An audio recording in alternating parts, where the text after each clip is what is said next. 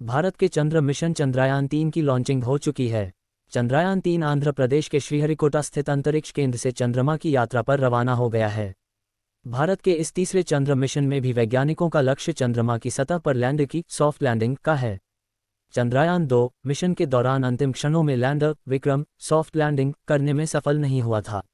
अगर इस बार इस मिशन में सफलता मिलती है तो भारत ऐसी उपलब्धि हासिल कर चुके अमेरिका, चीन और पूर्व सोवियत संघ जैसे देशों की सूची में शामिल हो जाएगा। इसरो ने अगस्त के अंत में चंद्रयान-3 की सॉफ्ट लैंडिंग की योजना बनाई गई है। उम्मीद है कि यह मिशन भविष्य के इंटरप्लैनेटरी अभियानों के लिए सहायक होगा। चंद्रयान-3 मिशन में एक स्वदेशी प्रणोदन मॉड्यूल, लैंडर मॉड्यूल और एक रोवर शामिल है जिसका उद्देश्य अंतर्ग्रहीय अभियानों के लिए आवश्यक नई टेक्नोलॉजी को विकसित करना और प्रदर्शित करना है।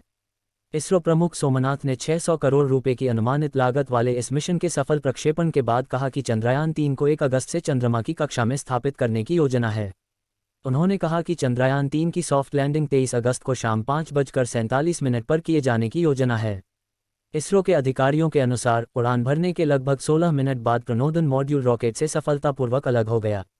चंद्रयान-3 के सफल प्रक्षेपण के बाद इसरो अध्यक्ष एस सोमनाथ ने मिशन नियंत्रण कक्ष (MCC) से कहा कि रॉकेट ने चंद्रयान-3 को सटीक कक्षा में स्थापित कर दिया है। चंद्रयान-3 की सफलता काफ़ी हद तक इसे लेकर जाने वाले बाहुबली रॉकेट लॉन्चर LVM-3 पर टिकी है। लॉन्च व्हीकल मार्क 3 को बाहुबली रॉकेट भी कहा जाता है। पिछले साल अक्टूबर में LVM-3 ने 36 सैटेलाइट को लेकर उड़ान भरी थी। इसके बाद से ही इस रॉकेट लॉन्चर को बाहुबली रॉकेट लॉन्चर कहा जाने लगा। इसरो को इसे बनाने में 15 साल का समय लगा था। यह इसरो द्वारा बनाया गया सबसे ताकतवर रॉकेट है। इस रॉकेट का इस्तेमाल हैवी लिफ्ट लॉन्च में किया जाता है। इस रॉकेट ने अभी तक के सभी मिशन सफलतापूर्वक पूरे किए हैं। चंद्रयान-2 को भी इसी रॉकेट से लॉन्च किया गया था। चंद्रयान-3 इसका चौथा मिशन है। इसे बनाने में कुल 3000 करोड़ रुपये का खर्च आया था। 2019 की नाकामी के बाद इसरो चंद्रयान-3 के जरिए चंद्रमा के सतह की जानकारी जुटाने को तैयार है। इस बार मिशन में किसी तरह की तकनीकी दिक्कत ना आए इसके लिए लैंडर की कई बार टेस्टिंग की गई है।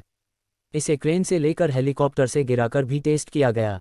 इसरो का कहना है कि लैंडर में इस बार काफ़ी बदलाव भी किए गए हैं।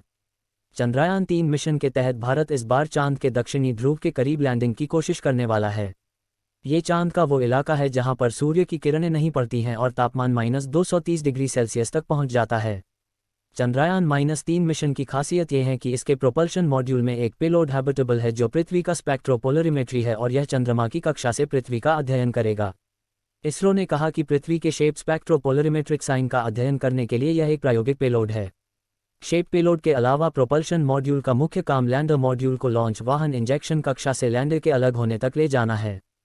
चंद्रमा की सतह पर उतरने के बाद लैंडर मॉड्यूल में रंभा LP, RAMBHA-LP सहित मौजूद पेलोड निकट सतह के प्लाज्मा आयनों और इलेक्ट्रॉनों की डेंसिटी और उसके बदलावों को मापने के लिए हैं।